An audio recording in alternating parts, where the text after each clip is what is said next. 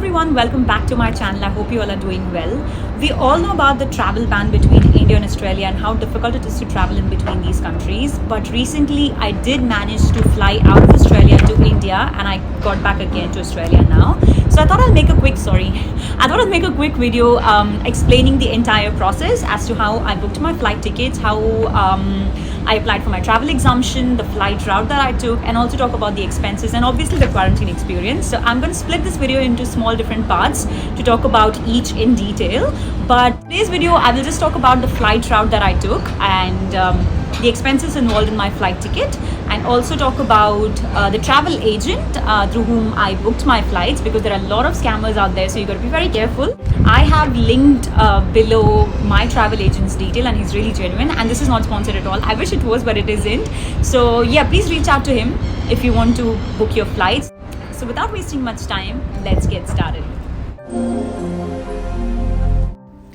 An exemption is not required to travel into Australia if you're a citizen or a PR holder. In my case, I was a citizen, so I did not require an exemption. All I had to do was just to find a flight that gets into Australia, and there are very few flights operating. So with the help of my agent, I managed to find a flight which flew from Hyderabad to Maldives, and there was a 24-hour stay in Maldives. And from Maldives, the direct flight was to Sydney with a halt of 2 hours or something in Singapore. So I landed in Maldives, and Maldives is actually open for everybody, so there was no issue at the immigration at all. You can see how beautiful the airport is, and I was really excited to stay here for the next 24 hours. And my agent had actually booked a cab to pick up from the airport, so I was just waiting for the cab and enjoying the view.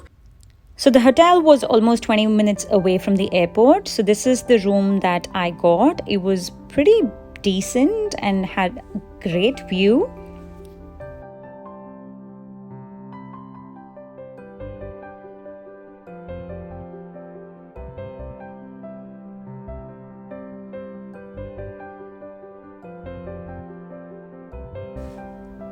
So there's a lot of beaches, next to the hotel. So I went for a short walk in the evening. It was pretty relaxing, and I really didn't feel like coming back. The travel package that I booked was an all-inclusive one, so it included my stay in Maldives, my to and fro travel from the hotel, to the airport, my food, my breakfast, the hotel, and pretty much everything. So there was just one-time charge that I had to pay in the beginning for my flights, and everything else was all-inclusive from there. Next morning, I witnessed the beautiful sunrise, and right after the sunrise, we went to have breakfast. So there was a cute little cafe underneath the hotel. So we had breakfast there and headed straight to the airport.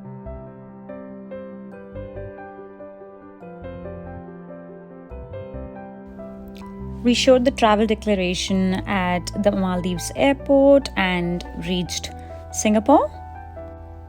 As soon as we got out of the flight in Singapore, we were separated into different groups. So each group had around 6 to 7 members, and we were given these different tags to wear. So I was a part of the green group. So we were taken into a holding area in a SkyTrain, and again in group of 7 to 10 members.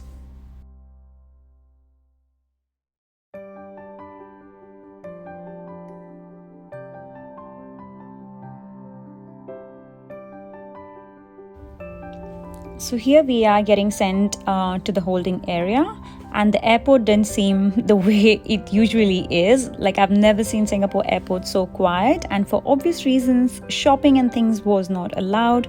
Not many restaurants were open, but they had an app through which you can order your meals, and there were a few counters set up where you can just go and pick up your food when your app notifies you that the food is ready. So it was pretty boring, I would say.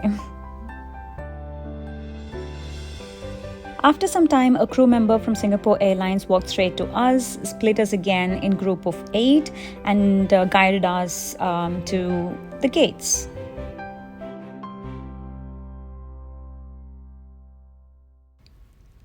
I've never traveled on such an empty flight. So, because of the restrictions, only 30 people are allowed in a flight, like the incoming flights to Australia. So, that's why you can see it, all the seats are empty.